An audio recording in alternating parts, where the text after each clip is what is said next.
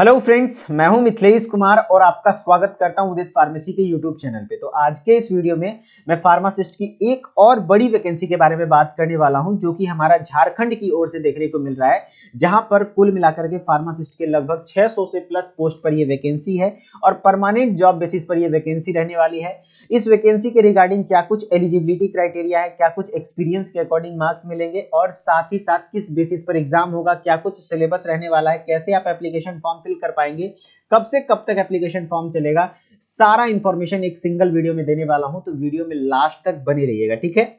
सबसे पहले आपको क्या करना है, झारखंड स्टाफ सिलेक्शन कमीशन यानी जेएसएससी के ऑफिशियल वेबसाइट पर आ जाना है, जैसा कि आपको स्क्रीन पर दिख रहा होगा। और यहाँ नोटिसेस के सेक्शन में आना है और एडवर्टाइजमेंट के सेक्शन में आ जाना है। जैसे आप एडवर्टाइजमेंट के सेक्शन में आएंगे तो आप नीचे की ओर स्क्रॉल करेंगे और यहाँ पर आपको दिख जाएगा सेकेंड नंबर, जो watcher of JPM double CE 2023 regular vacancy, इसको क्लिक कर देना है। जैसे आप इसको क्लिक करेंगे, जो आपका नोटिफिकेशन है, एडवर्टाइजमेंट है, ये डिटेल में आपका आ जाएगा।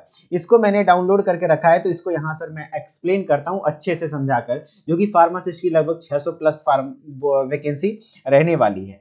तो सबसे पहले हम लोग बात कर लेते हैं जो ये फार्मासिस्ट की वैकेंसी रहने वाली है। यहाँ पर टोटल इस प्रकार से कुछ है कि 560 पोस्ट है, ठीक है, जिसमें कि कुछ इस प्रकार से क्लासिफिकेशन किया गया है। जो यूआर कैटेगरी से अनारक्षित हैं उनके लिए 224 सीट है। फिर कैटेगरी वाइज इस तरीके से 56 161 में बांट करके 62 40 और 17 करके आप जिस कैटेगरी में आते हैं उसके अकॉर्डिंग ये सीट है। टोटल 560 सीट है। फिर महिला के लिए एक अलग रिजर्वेशन कैटेगरी दिया गया 28 सीट। फिर जो विकलांग हैं उनके लिए अलग अलग तरह के विकलांगता के लिए अलग अलग सीटें हैं। कुल मिलाकर अगर जोड़ा जाए 560 प्लस इन सभी को, तो 623 प्लस सीटों की 623 सीटों की संख्या होती है। तो 600 प्लस फार्मासिस्ट की वैकेंसी है। काफी बेहतर वैकेंसी और काफी दिनों से इस वैकेंसी का इंतजार था झारखंड में और बहुत दिनों के बाद ये देखने को मिली है। तो आप सभी लोग इस मौका को बिल्कुल भी नहीं गंवाएंगे। अब साथ ही साथ बात कर लेते हैं एलिजिबिलिटी। ये जो फार्मासिस्ट की वैकेंसी है, इसका जो तकनीकी योग्यता है, कौन कौन एलिजिबल है। सबसे पहले तो 10th और 12th होना चाहिए, साथ ही साथ आईएससी के साथ, ये तो जरूरी है, डी फार्मा। फिर डी फार्मा या बी फार्मा होना चाहिए।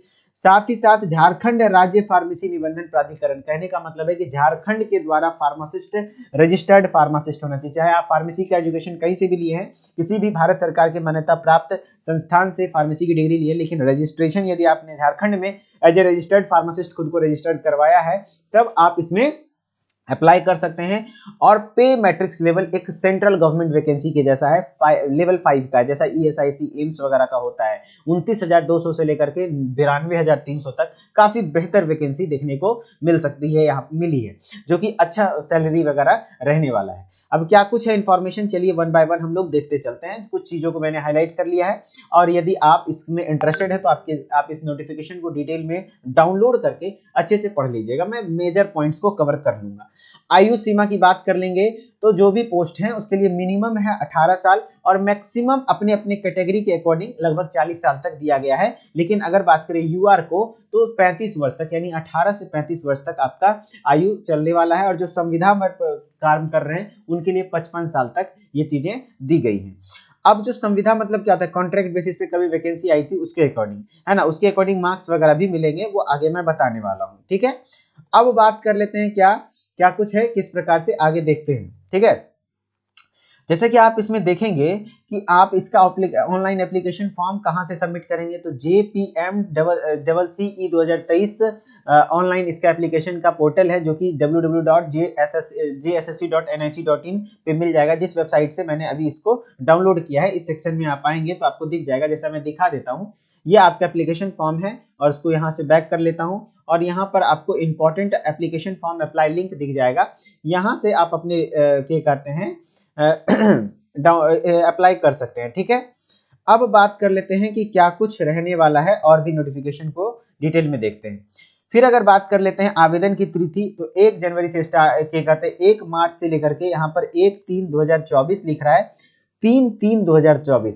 ये कुछ यहाँ पर लगता है मेरे ख्याल से मध्य रात्रि तक ऑनलाइन आवेदन, हाँ, मतलब 1 मार्च से 3 मार्च तक आपका ये स्टार्ट हो जाएगा। इस वैकेंसी का स्टार्ट होने में भी काफी समय है। अभी 1 मार्च से लेकर के 3 मार्च तक ये स्टार्ट हो जाएगा 2024 में, यानी न्यू ईयर में आपको एक पहले ही गुड न्यूज दे दिया गया है, ताकि आप लोग अपनी तैयारी को स्टार्ट कर सके, क्योंकि यहाँ पर एग्जाम वगैरह होगा, ठीक है। अब बात कर लेते हैं क्या कि परीक्षा शुल्क वगैरह इसी पर ऑनलाइन पेमेंट आप कर देंगे। परीक्षा का स्वरूप सीबीटी बेस्ड रहने वाला है ना, ऑनलाइन होगा और परीक्षा एक चरण में ली जाएगी। साथ ही साथ परीक्षा में सभी प्रश्न वस्तुनिष्ठ यानी बहुविकल्पीय यानी एमसीक्यू मल्टीपल चॉइस क्वेश्चन आएंगे और लिखित परीक्षा में प्रत्येक सही उत्तर के लिए 1 अंक प्रदान किया जाएगा। हर क्वेश्चन के लिए 1 मार्क्स रहेगा और परीक्षा में ऋणात्मक अंक यानी निगेटिव मार्किंग नहीं रहेगी, है ना, प्रावधान नहीं होगा जैसे कि एम्स सीआरई में नहीं था, है ना। और अगर बात करें लिखित परीक्षा की तो 50 प्रश्न पूछे जाएंगे और प्रत्येक सही उत्तर के लिए 1 अंक दिए जाएंगे, है ना। समझ रहे, जैसे फार्मेसी हो, एक्सरे हो, सबके लिए 50 क्वेश्चन पूछा जाएगा। अब मार्क्स डिस्ट्रीब्यूशन कुछ इस प्रकार से भी होगा, इंटर, मैट्रिक और डिप्लोमा या बैचलर जो भी आपके पास है उसके अकॉर्डिंग, जैसे फार्मेसी हो, एक्सरे हो, जिसमें भी है। तो अगर जो डिप्लोमा में यदि 60% से ज्यादा है आपका 10 अंक मिलेंगे, 60 या 45 के बीच में 7 अंक मिलेंगे, 45 से कम है तो 5 अंक मिलेंगे। उसी तरीके से मैट्रिक के स्कोर पे भी देखा जा रहा है कि यदि 60 से अधिक है 20 अंक, 60 और 45 के बीच में 15 अंक, 45 से है या उससे कम है तो 10 अंक। और इंटरमीडिएट का भी कुछ इसी प्रकार से है कि 60 से ऊपर अथवा तो 20 अंक, 60 से 45 के बीच 15 अंक और 45 से कम पे 10 अंक। और यदि आपने सरकारी अस्पताल में संबंध पूर्वक काम किया है तो 50 अंक तक अधिकतम मिल सकते हैं। प्रति वर्ष आपको 5 अंक के अकॉर्डिंग मिलेगा। जैसे कि आप 1 साल यदि काम किए कॉन्ट्रैक्ट बेसिस पे तो आपको 5 मार्क्स, फिर 2 साल किए, कोई आदमी 10 साल से कर रहा होगा तो उसको लगभग 50 मार्क्स और उसका सिलेक्शन होना फिक्स है। इसलिए कहा जाता है कि कॉन्ट्रैक्ट बेसिस पे अगर वैकेंसी आए गवर्नमेंट में तो करना चाहिए, क्योंकि उसका परमानेंट होने का संभावना बहुत ज्यादा हो जाता है। अब बात कर लेते हैं क्वालिफिकेशन मार्क्स, कौन क्वालिफाई कर पाएगा। तो जो अनारक्षित है उसके लिए 40% मिनिमम लाना पड़ेगा। अनुसूचित जाति के लिए 32 है, अत्यंत पिछड़ा वर्ग के लिए 34 है, पिछड़ा वर्ग के लिए 36.5 है, आदिम जनजाति के लिए 30% है। इस प्रकार से आपको देखना पड़ेगा। अब बात कर लेते हैं कि सिलेबस को लेकर के। तो सिलेबस आपको ये पीडीएफ काफी लंबा है तो मैं डायरेक्टली बता देता हूँ। 50 नंबर पेज में अभी सिलेबस के बारे में भी बता दिया गया है, फार्मासिस्ट के सिलेबस के बारे में, है ना। पूरा डी फार्मा का सिलेबस कॉपी कर दिया गया है। पूरा जो ओल्ड सिलेबस था वो पूरा फार्मास्यूटिक्स को रख दिया गया है ना। देखिए उसी प्रकार से आपका फार्मास्यूटिक्स 2 को रख दिया गया है। एकदम जो ओल्ड फार्मेसी का सिलेबस था डी फार्मा का वही है। फार्मास्यूटिकल केमिस्ट्री 2 जो कि डी फार्मा का एकदम सिलेबस है। मैं बोलता हूँ डी फार्मा वाले बच्चों के लिए एक अच्छी अपॉर्चुनिटी होती है, क्योंकि वहां पर सिलेबस भी आपका होता है। आपके लिए सबसे अच्छा क्वालिफिकेशन वगैरह सब जगह आप एलिजिबल हैं फार्मासिस्ट के पोस्ट पर, तो आपको तैयारी करनी चाहिए। तैयारी करने के लिए आप हमारे उदित फार्मेसी के ऐप को डाउनलोड करके वहां पे गवर्नमेंट फार्मासिस्ट के कोर्स को ज्वाइन करके अपनी तैयारी को कंटिन्यू कर सकते हैं।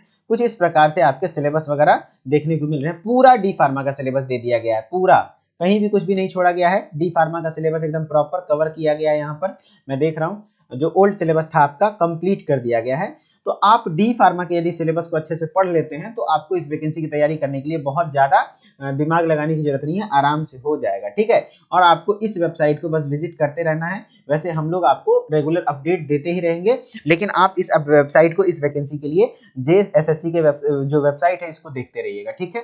चलिए, आई होप कि यह इन्फॉर्मेशन आपको अच्छा लगा होगा, हेल्पफुल रहा होगा और आप अपनी तैयारी में अब जुट जाएंगे और अच्छे से पढ़ाई करेंगे और इसमें सिलेक्शन लेंगे, ठीक है। चलिए मिलते हैं नेक्स्ट वीडियो में, तब तक के लिए धन्यवाद। Okay, bye bye.